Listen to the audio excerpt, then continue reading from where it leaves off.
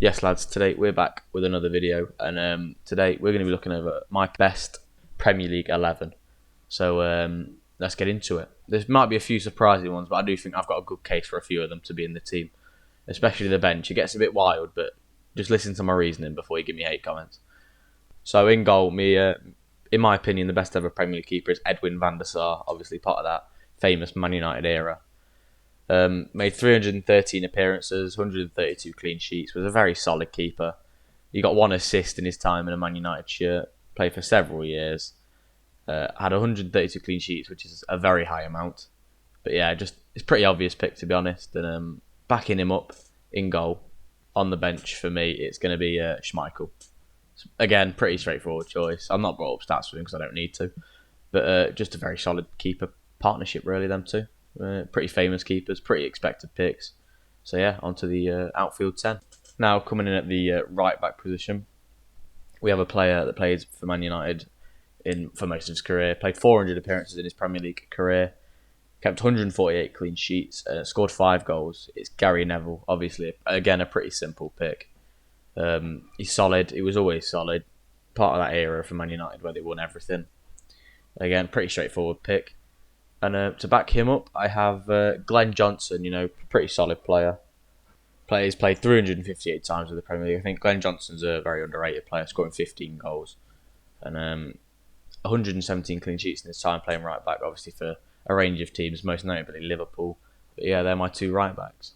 Now, my first of a very 2 strong centre-back partnership is Nemanja Vidic. Played 211 times, 15 goals. Everyone knows Nemanja Vidic, big Slavhead, Serbian, I think he was. 95 clean sheets in his time. Obviously, Man United was his predominant club in his career. Had 3 assists in his time. Not really a forward-thinking player, unless it was a corner. But one of arguably the best ever Premier League centre-back, Nemanja Vidic. Now, Nemanja Vidic's centre-back partnership is a bit of a controversial one, but I think is the best Premier League centre-back. Well, in this partnership is Vincent Kompany. Obviously, he played 265 times, 18 goals. He's obviously won a plethora of things with Manchester City. He was part of that team last year that won the treble.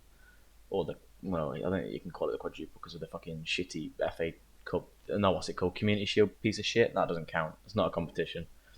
But kept almost 100 clean sheets at his time, 8 assists, and it was a pretty big focal point through City's sort of rise from the slums of football, losing to 3-0 to Forest in the Cup.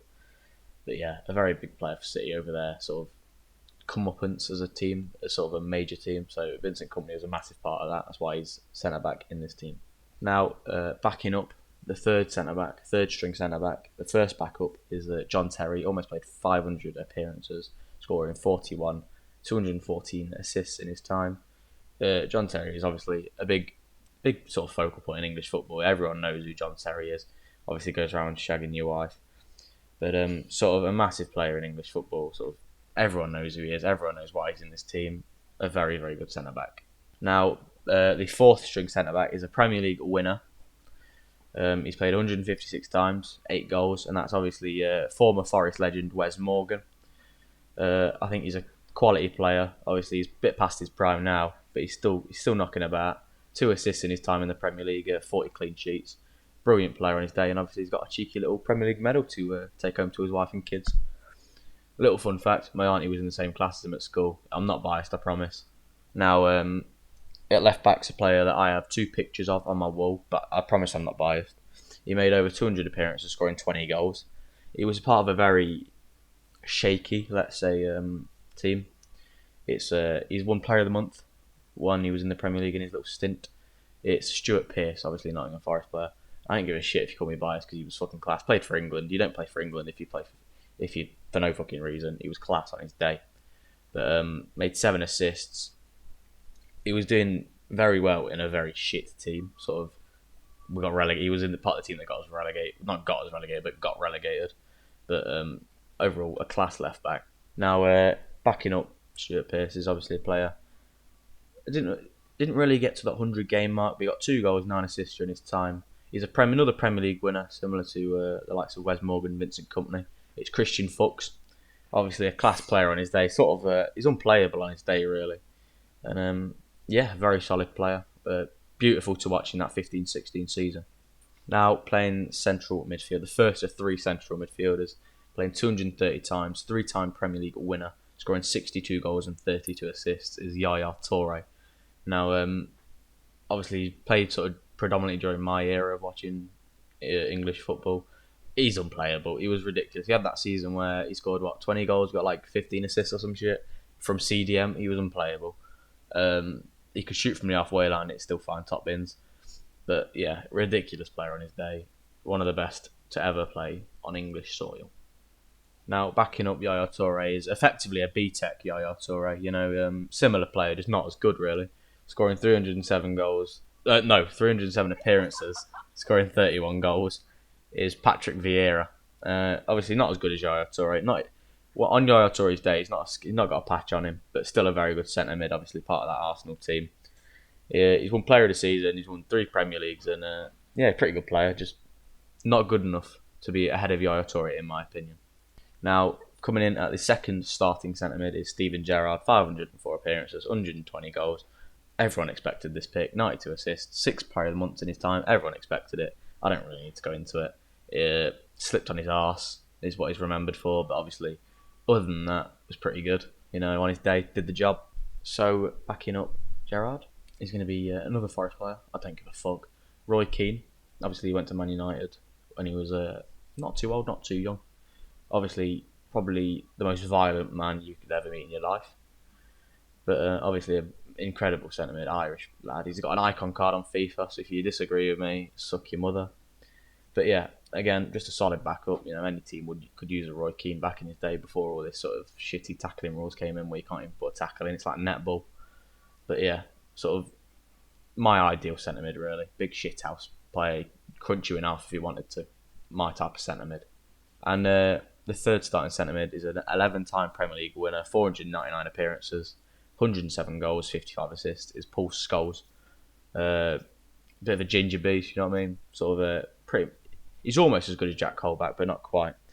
But obviously played in that sort of Man United team, that Man United era where they won everything, as I've said before. Sort of just another player that you expect to be in this team alongside Gerrard. Sort of them two are the midfielders that everyone puts in this sort of team, and you can't argue with it. On the right wing, we have Ryan Giggs. I mean, he had to be in the team, didn't he? Now, Giggs comes in with 109 goals, 162 assists in 632 appearances.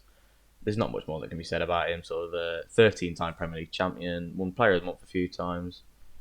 Just an all-round incredible player. Obviously, Welsh, which he's not got much going for him in that department. He's never going to win anything with them fuckers.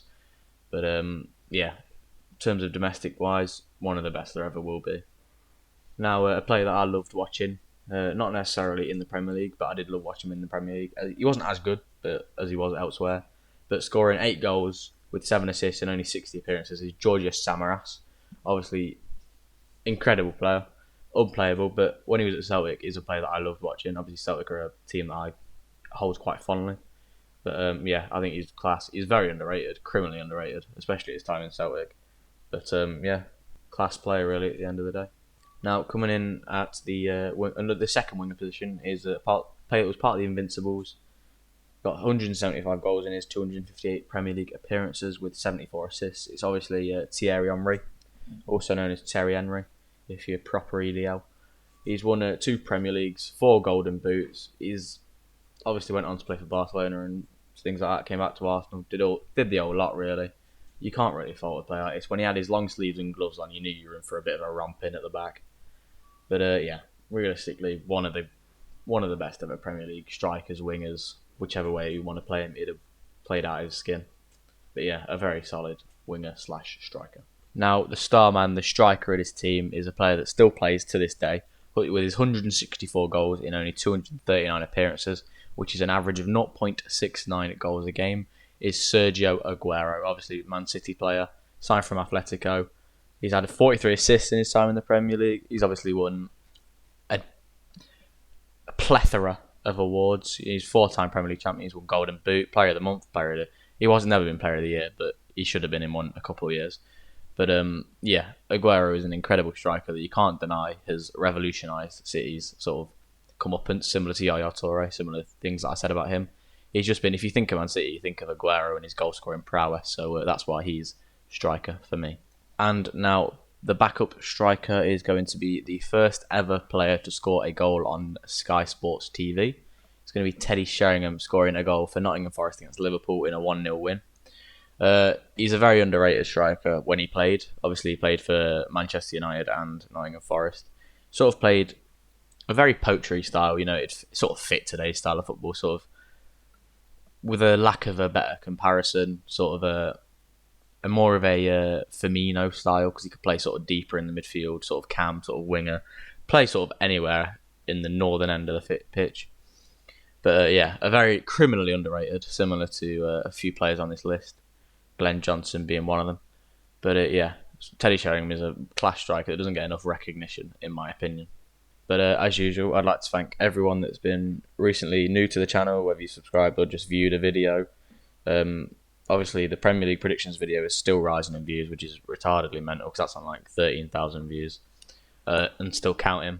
But yeah, if you liked it, subscribe and hit the little bell thing, like it, dislike. Tell me in the comments who you'd replace or you'd choose as the backup or whatever you like. And I'll see you in the next one.